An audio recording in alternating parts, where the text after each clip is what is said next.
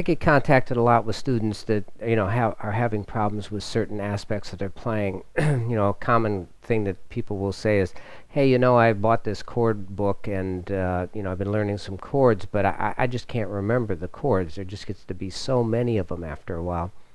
And I obviously over the years I've had this complaint from students. So what I ended up doing is I created this chord workbook for guitar, and I actually made two volumes, volumes 1 and volume 2.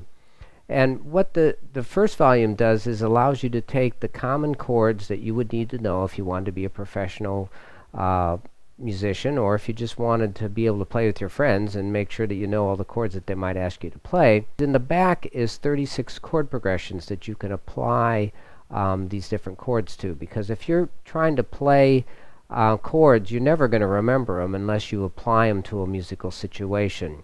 And if I had one complaint about most other chord books, is that they don't have any chord progressions in them, or if they do, they're really stupid chord progressions.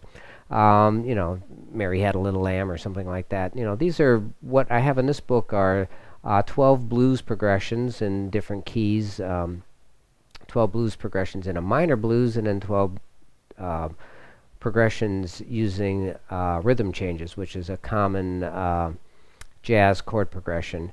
But don't think of these chord progressions so much as jazz progressions, though. Especially the blues and the minor blues progressions are, progressions that you'd hear many blues players play. They might not play that exact progression, but parts of it they certainly would.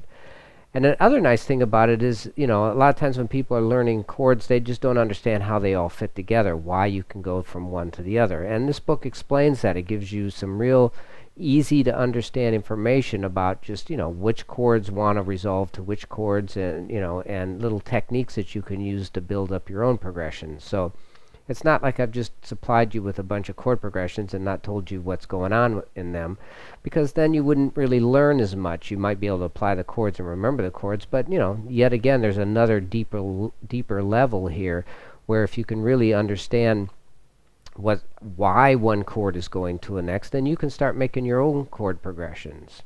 So that's, if you're experiencing this problem where you're learning chords but you can't remember them, and you don't really know why one goes to the other or how you can put them together, check out the Chord Workbook for Guitar Volume 1, and I think you'll see that that's very helpful.